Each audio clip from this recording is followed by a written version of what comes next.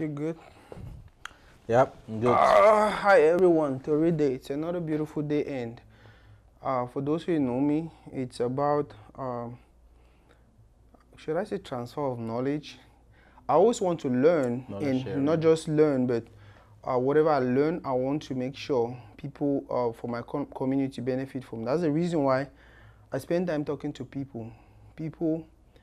I have a lot of respect for people who are really smart people, who personally I feel like they're doing something for the community. Welcome, bro. What are we talking now? Pigeon, Corona. Anyone? Corona don't slow down small now. Man, Hello, fish shake hands now. No, mass no day, mass don't go, so trouble no day. Yep. I'll start with something where most people won't really know. Who's a realtor? So actually, right, more put them properly. You get real estate agents and you get realtor. So a realtor na person where he be a member of the National Association of Realtors. So you get plenty people who are real estate agents and where they no be realtors. Wow. You understand? Yes. So that realtor designation just means say you get membership when like a trade organization, which is the National Association of Realtors, and not be only real estate agents and be members of National Association of Realtors. We get appraisers and they too be members of the National Association of Realtors.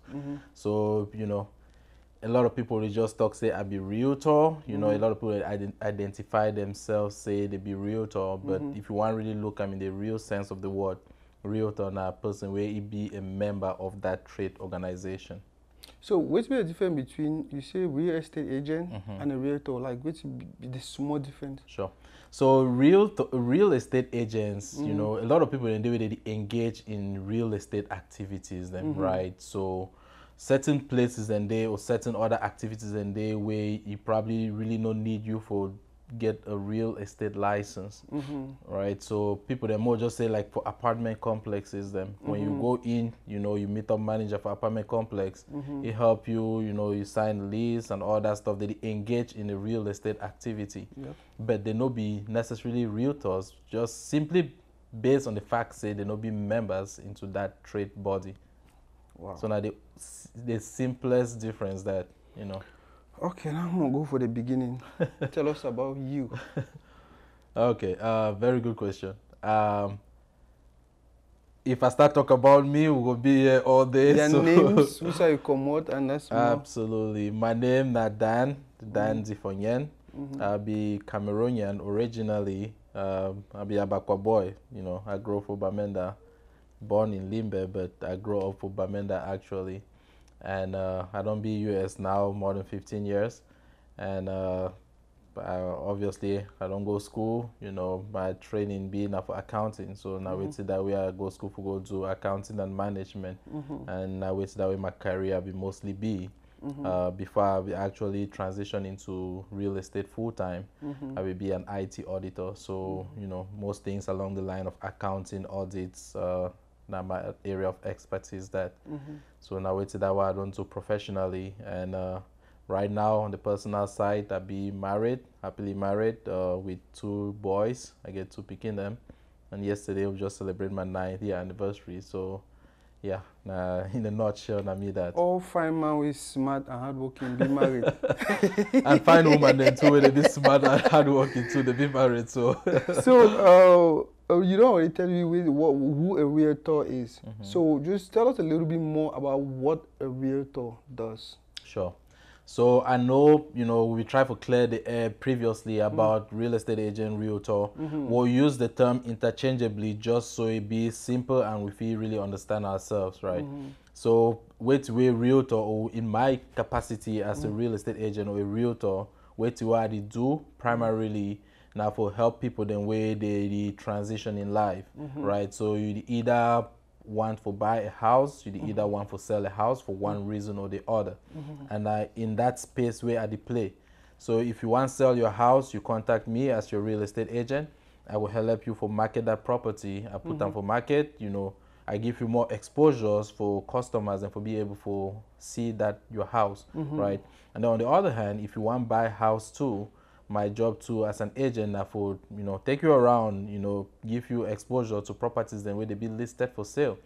and also engage with new construction companies and if you want to build a house too, right? So I'll be in your corner from the start of the process to the finish of the process, either buying or selling. And then if you want to lease a house as well, as an agent to assist you in that process, for make sure say everything be done properly. Now, one thing we don't notice and hear for this country, especially in say, most things then be governed by contracts.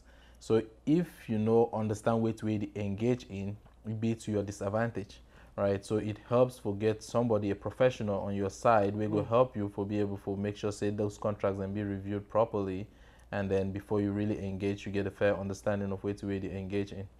So now my job that as your agent. Now, I know about pre-existing home and the other one now waiting. New construction home. Which be the difference? So pre-existing home na house where, for lack of a better word, more it's just like used car, right?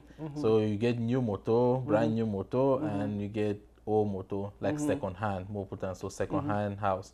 All right, so pre-existing house, the house where somebody you don't buy and previously don't stay inside that house, and then for one reason or the other, maybe they want upgrade, they don't transfer them for another state, they decide say they want now sell that house, right? And then a new construction house, on the other hand, if you most say you see some floor plan, you like them, you feel either engage with the builder, where be in the business of building houses, or you feel engage with an architect. May they design the house for you, and then you find a builder where go build that house for you from ground up. Meaning say that house could be now your house, right? Nobody never ever lived in that house before. Not only you go be the first person to live in that house. So that's brand new, just like a new car. We talked one time and you told me pre-existing homes and even that brand new houses, and anyone get on small advantage. Sure. If you throw a little bit of light on that. Absolutely. So now, if you go with a pre-existing house, one of the greatest benefits for that pre-existing house, now say you get a shorter time frame for be able to move into the house, right? So whereas with a new construction, you go wait, sometimes like right now in the market, with the average 8 to 12 months and even greater for construction time. With a pre-existing house, 30 days or less, 30 to 45 days, not the standard. But in some instances, as long as you as the buyer, you be ready with all your documents and everything where you need them, you feel close in a shorter time frame. So you get that advantage for time. Another thing too, I say, with a pre-existing home, you go into an already established neighborhood, right? So say, that area, you get you be backed by history, right? Historical data already there shows say that area, the probably trend upward, the crime statistics of that area already. Whereas if you look at the new construction, you the hope say that area will turn out to be great, right? Because in some instances, if you necessarily predict who your neighbor will be down the line, so. You never know. You go by in a new community and then, maybe a bunch of crazy people move in and your home values start dropping, right? And then another thing too with an advantage for pre-existing, the fact say you don't move in, the neighborhood construction be done already. You move into a community where now still a community where they build them. Construction trucks, then they go back and forth. Crazy nice. When, dust, mud, so you get to change your air filter so often. You drive around, you pick up nails. So, again, a matter of preference, right? Some people then be willing to deal with all those things. Other people then don't want to deal with them, so they just want to go straight by their house and not get to deal with it, So now a benefit and a disadvantage that. And then one big thing where I go put them now on the side of new construction house, now the fact say when you go with a new construction house, you get since it's still being new, builders and they extend you a warranty, right? Appliances then being new, manufacturers and they extend you a warranty. So more say in the first few years, you get a warranty on the structural part of the house, right? You get 10-year warranty on your foundation. You get about 10 years on your roof. You get a warranty on the HVAC system. So a lot of things then be covered. And if something break down, within that time frame where they're under warranty, they will fix them for you free of charge. So now one of the benefits in that too, for going new. And then with new house them too, you get a benefit in the sense say, most of those houses and be more energy efficient. Over time, you see, and say technology don't improve. Yeah, true. So changes and be builders and now they build house and way they be more energy efficient. Meaning, say, you know, your electricity bill no go be as high, heating and cooling, you know, the cost be a little bit less because the house be way more energy efficient than an older house where you go either they leak your hot air or your cold air. So, yep, I benefit that. So what is one thing anybody who's thinking about buying a home should start doing or should start thinking about? Sure. So, I'll switch for English now. Yeah. I think I like Pidgin better. I'll stick with Pidgin. Anyways, the thing why they always tell people and I say, when you think about buy a house, right, it no means to me you just woke up tomorrow, start the process, right? When you think about buying a house, even if you want to buy a house 1 year from now, that preparation, they start today. As a matter of fact, the preparation is supposed to even start yesterday. Meaning, say, you need to maintain a good job history, right? You need to maintain good credit. Okay, you need to keep your tax records. And then, of course, you need to maintain credit. I don't know if I don't mention credit yet, but you need to make sure say you get a good credit record, right? And credit no be thing where you feel just stand up overnight, you build your credit. Now something where they take time for build them. So, you know, more just say, even if you don't get house right now, right, live your life like say you plan for buy house. So what that one mean? It means say you need to be financially responsible. Meaning say if you get a credit card, right, you know you carry a lot of balance on your credit card. Rule of thumb, no spend more than 30% of your available credit. All right, you get $100 in available credit, you spend $30 and that's it. Keep it there. You see. Now, another thing where a lot of people in the field for understand that say, if you be one of those individuals and where you just bounce from job to job, when a lender look at your employment history, they see instability, right? They want to see, no say, as they borrow the money, you will be able to pay the money back, you see. But if you don't, on the other hand, if you don't be stable, right, if you don't maintain the same employer for the past 2 years or more, then they say, okay, they get more confidence with you. They will give you the money because they know say you will pay them back because you get a good job, right? So no worries there. So it makes sense for continuously maintain good spending habits. That way, you know, when the time actually comes and you be ready for buy, it will be an easy process for you. Wow. Do you have any challenges as a realtor? I do. It's funny you ask. You know, I think any job comes with its own challenges, right? And one of the main ones that I face as a realtor is a lot of people, which goes back to the last question you asked me, they show up unprepared. Meaning they've not done the right things that they were supposed to have done. The credit has not been maintained, right? They've been bouncing from one job to another. And, you know, tax records are not even there to say the least, right? And I know a lot of people engage the services of tax professionals, but it makes sense that even if you know, you have somebody file your taxes for you, go back and review it, make sure that the numbers at least match with what you gave them. That way, you know, even if there was an audit, which is even outside of your home buying, even if there was an audit, you'll be able to, you know, make it through the audit, right? So one of the challenges I face is the fact that a lot of people show up unprepared. And then another one too is the fact that the reality or the dream does not match the reality. Meaning, you know, you might have your goal is a big mansion, right? But the money, when it comes down to the money is not anywhere near being able to afford that mansion. So I play a role of helping set expectations, right? Making customers realize that true, you know, you want this, you want that, you want a 5 beds, you want a 4 bath, and this and that. Perhaps, you know, you might not be able to get it in this city, but if you are willing to drive an extra 30 minutes, you know, there is a community out there that you'll be able to buy that house cheaper. So it's just, you know, being able to set expectations and being able to manage the dreams and the expectations of my clients and pointing them in the right directions. You know, those are some of the challenges I face as a realtor. Do you think there's a progress in our people trying to purchase more homes, or? Yeah, that's actually a very good question. I would say based on my experience over time, I mentioned previously, I've been here over a decade, right? There's been a trend now towards younger people actually getting into property ownership, right? Whereas previously, you know, you'd see most people that they have families, right? Married with kids. Those were the people that were buying houses.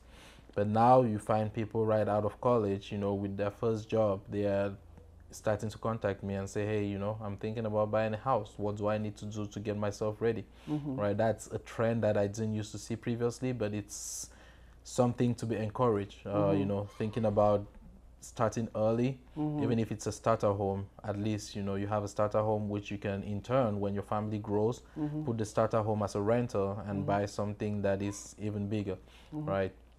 Historically, home values have gone up, so it's a smart investment to make. Even if you know, even if you're starting early, it's a smart investment to make. Even if it's a starter property, it's a smart investment to make. So I would say within our community, there's a trend towards more people wanting to own homes, and even younger people wanting to own homes, which is a great thing. Whenever we talk about homes, you always use the word investment, investment, investment. I look at it like, man, that man is just buy a house. Why do you call them investment? Yeah. Can you kind of like throw a little bit of light on why you prefer to use the word investment all the time? So one of the reasons why, which to me is a very big reason, right, use the word investment, is the fact that we all need a place to stay. That's a basic human need, accommodation, right? So whether you stay in an apartment, you're still going to have to pay rent. You're still going to have to pay water bill. You're still going to have to pay electricity bill, all these bills, right? Yeah. Now, no matter how long you stay in that apartment, I've never seen a situation where you stay in an apartment and then you become part owner of that apartment, you see. On the other hand, if you buy a house, right, a portion of your payment is going towards paying off that loan. Meaning, let's just say you took a 15-year loan, right? In 15 years, you have owned that property. Okay? And if you look at the data, it will show that you will not be selling that house for the same price that you bought it 15 years ago.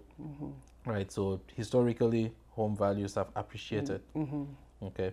So even if you break even, right, let's just say worst case scenario, you sell that house, you break even, you will be coming out ahead of somebody else that was renting. So 15 years later, you sold that house, let's just say you bought a condo for 150,000, right? You broke even, you get 150,000 15 years later, whereas the guy that was renting would have nothing to show for it. So if they said, you know, hey, two guys, you pack and go back to Africa, you can sell your condo, you have 150, you go back to Africa, the other guy is living in the apartment and he has nothing. So to me, even if, you know, you consider it like the little banks that we used to have back home where you're dropping a coin, you know, you consider it a piggy bank, it is wise to be making that investment, which is your home. So you are saving into your home. Down payment, down payment, down payment. What is down payment and what is the advantage of either doing a fat down payment or a gingerly down payment? I like that. So think about it this way, right? When you go to buy a house, if you're paying cash for that house. What's the down payment, by the way? Sure. So down payment, pigeon. Down payment. So the down payment actually now wait to where you put them down. So might give example for make and simple, right? If you borrow 100,000, if you want to buy a $100,000 house, right?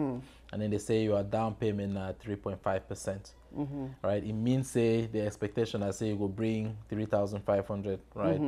Well, 3.5%, is my math correct? No, it's not. No, it's not 3,000. It's 9,500, I think. You get the do the math. Do the math, guys. You have the calculators. Do the math. You have calculators on your phone. So do 3.5% of that amount of 100,000. Anyway, so you know that would be your down payment, right? The lender, each lender requires you to bring a certain amount of money as down payment. Depending on the loan type, the down payment amount could be different. So with an FHA loan, which is a government-backed loan, the down payment amount is at a minimum 3.5%. Okay, conventional loans are 5% and above. All right, and then VA loans, which is for veterans or active duty, U.S. military personnel. Usually those are like 0% down loans, right? So yeah, it pays to serve. Anyways, yeah. So with each of these loan types, I mean, you would have to fall in one of these categories, or a USDA loan. I mean, there are some of those other ones, but they are fringe types. But the major ones are the FHA, the conventional, and the VA loan. So with these loan types, you'll be required to bring something down, and that is a down payment. You asked the question about whether it's important to bring a huge down payment or bring a small down payment. So the way to look at it is they'll say how much skin you have in the game, right? The more you bring down as your down payment, the more skin you have in the game. So if you brought in, let's say 5%, right, you have more equity already compared to somebody that brought in 3.5 or 0%, right? And then if you brought in 20%, which is what most financial advisors will recommend, 20%, you have even more equity, and you can dictate, whether or not you want an escrow account. You can, what else? I mean, you have a good equity position already, and you would not have to pay PMI, which is an additional cost that gets tagged onto the loans, especially when you bring in a small down payment.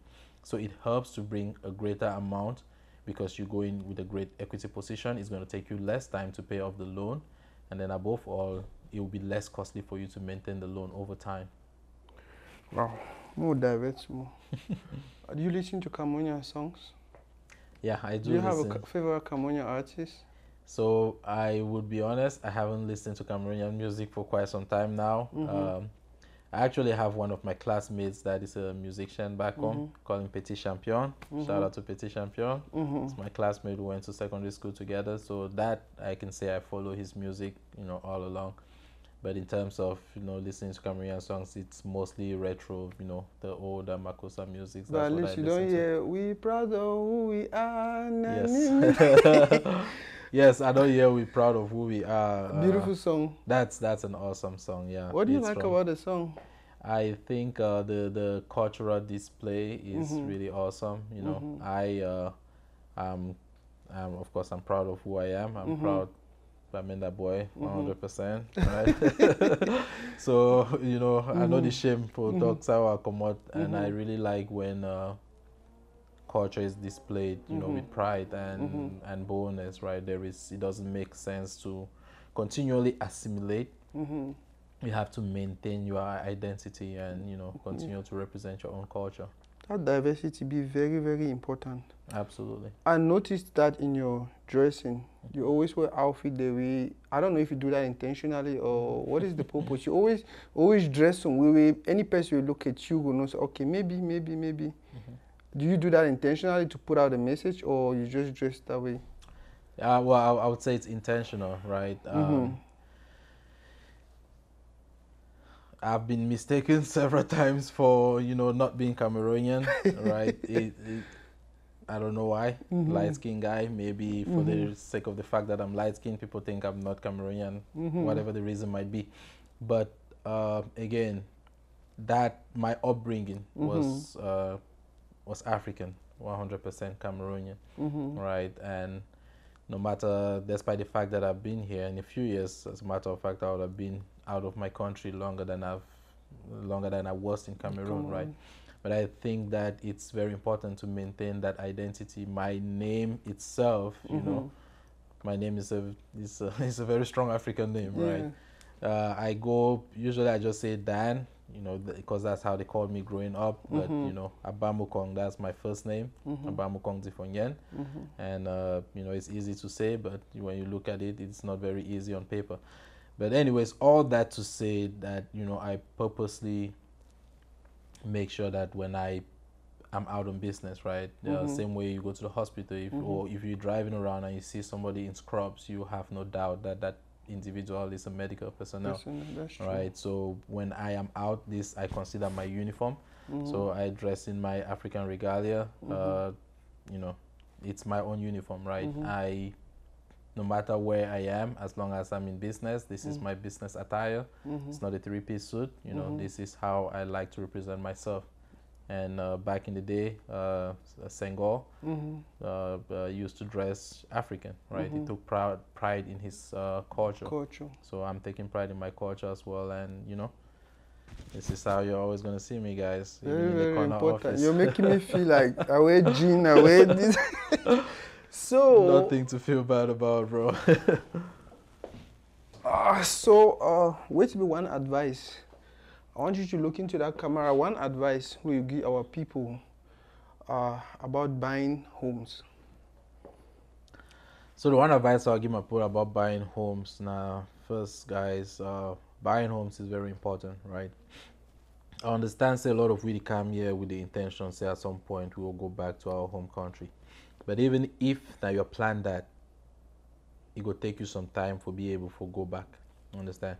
And then some people they come with that plan, but then along the way life changes. You get picking them, you get other things them, so you find yourself say somehow plan to root them here, albeit maybe a shallow route, right?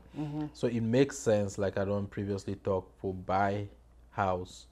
Not only you go realize say you get more space, for your picking them for feel free, and usually houses they tend to be in better school districts than apartments, right? They tend to be safer. They tend to, you're picking them, they be more quiet. Even just the quiet will help them focus more. And then, looking at the money side too, it help you for save some money, right? Because as we talk, if you sell that house, you will get the money back. And, even if you grow up someday, you say, okay, now my time for go back don't reach. You fit will that house over to your children, you see. So where to are the advice my community and I say, no ignore this. Other communities them don't use this for build wealth. And if you read the history for these countries here and say now one of the things in that way they be used them for whole African Americans, them especially back, right? Being able to buy homes. And one of the things that you really hold them back from developing economically. So we too, now our own time we did this country, we get opportunities them and it be at our disposal. We make use of those opportunities them. That way, we're picking them to go grow up and they will really enjoy the benefits then where they come from being a US citizen. And one of those benefits then are really the ability, the property rights, being able to own property, and it is yours. Wow. Thank you very much for coming. By the way, Nalia Kimben began to handle this interview, but she's not feeling too well. Okay. I hope she will be proud of the questions I will ask you. Hey, we wish you well, Ali. I hope you feel better soon. She's extremely smart, and when she's here, I just enjoy her questions, the conversation, and everything. One question we always ask and last. Now, if how do you put them? Did I ask you? Was I smart enough to ask you all the questions you wanted to answer? Oh, absolutely. One of the things, guys, not to take away the spotlight, but one of the things that I've made in my mission is to, any opportunity I get, right, to share about home ownership and the benefit it has for the community. And having this opportunity to talk with you, you could not have asked it better because, you not only delved into home ownership, but you looked at how beneficial it is for the community and how to be able to take the right steps towards home ownership, right? So you really asked great questions, and in terms of smarts, I would say 12 on 10. Very smart. Did an awesome job. So yeah, thank you for the opportunity. Thank you very much for coming, bro. Any day, anytime, Torede is your home, and trust me, I admire what you're doing. I just pray more because at the end of the day, for you, I've noticed it's not just about helping people get these homes.